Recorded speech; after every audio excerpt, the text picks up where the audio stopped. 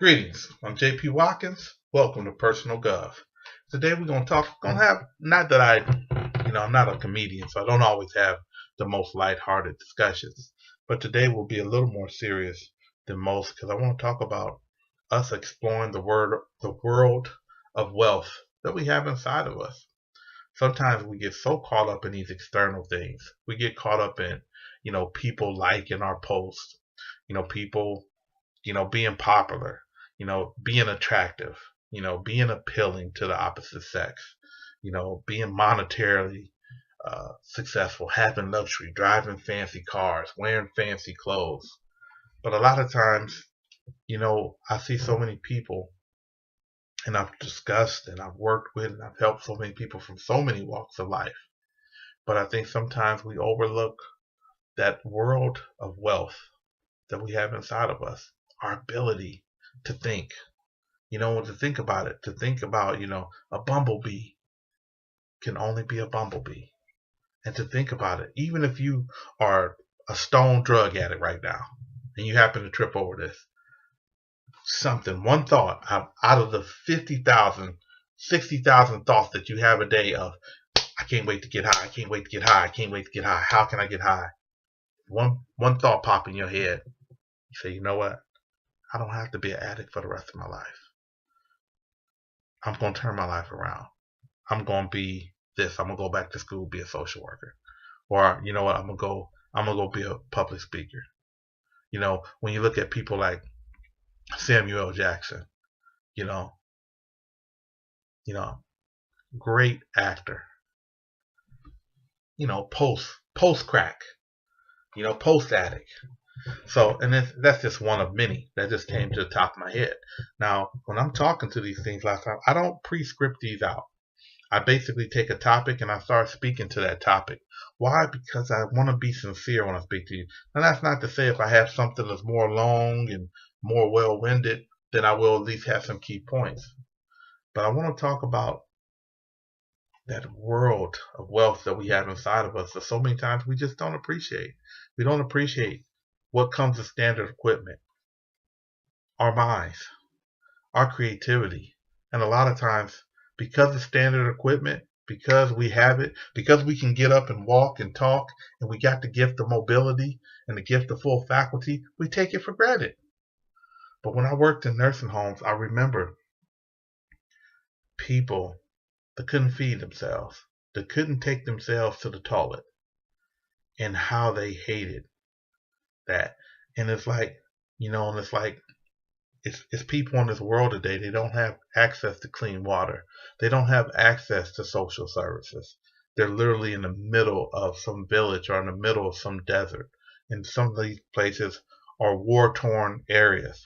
So even my notion of when people hear me say I want to be a digital nomad, well, this is even my desire to go across the globe, particularly in parts of Africa, but also Central America, is rooted in the fact that I didn't just want to see the world.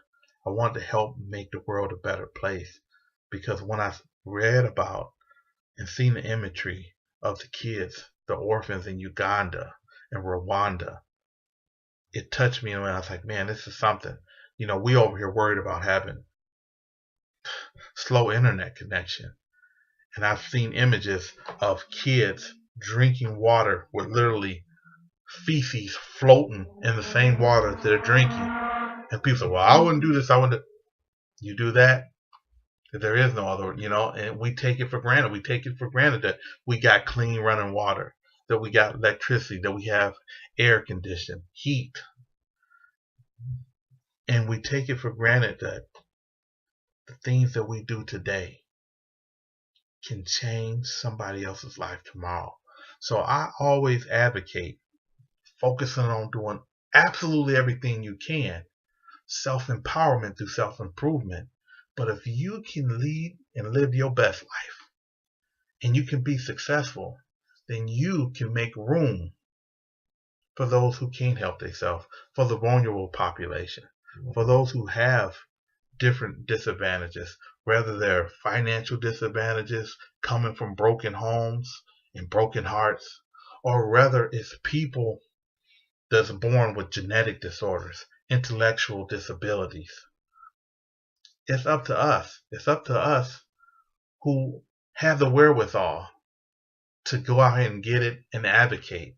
So it's like I'm always thinking of ways, how can I pull these two worlds together, the haves and the have-nots.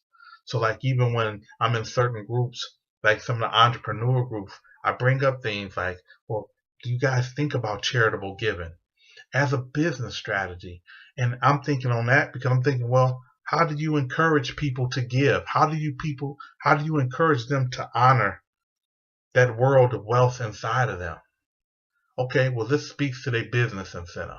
But then I've been in the other side. I've worked in nonprofit where sometimes people just, I've worked with moms that's got 2, sometimes 3 kids that's profoundly disabled. And she's a single mom and she don't have the resources. And then sometimes Medicaid or Medicare won't approve for certain things because they got a budget. And it's like, man, I gotta be the bearer of bad news. So I've been in that space. So part of the reason that I have such an ambitious heart, it's not because I'm really not a materialistic guy. Yeah, I like some nice things, nice vehicles, and I definitely would love to travel extensively. But I don't have the desire to just like say maybe have a Maserati or Maybach. That's just not my thing. But I definitely want to have the means to help other people help themselves, to be able to help these other NGOs, these other charitable organizations. And for those of us that's blessed and fortunate enough to actually live your dream, to be able to make a happy living doing what you love to do, that's amazing. Imagine being an athlete. Some people don't have to imagine that they are. Hey, I love playing basketball. I love playing golf. And I get paid handsomely to do so. But even at a lower level, say you just enjoy blogging, you enjoy vlogging, you enjoy speaking, and you make a good living doing it. We have a responsibility to carry the torch of humanity. We have a responsibility to be the beacons and to be the voice for the voiceless. To advocate for those people suffering mental health issues, to advocate for those dealing with homelessness, to advocate for the veterans that's sleeping on the sidewalk in the wintertime. So just think about that world of wealth that you have inside. Think about the ability of creativity, the gift of thought. Is so much that we can do, and it's up to us. And that comes from within. Well, that's my time for the day. Stay blessed, stay focused.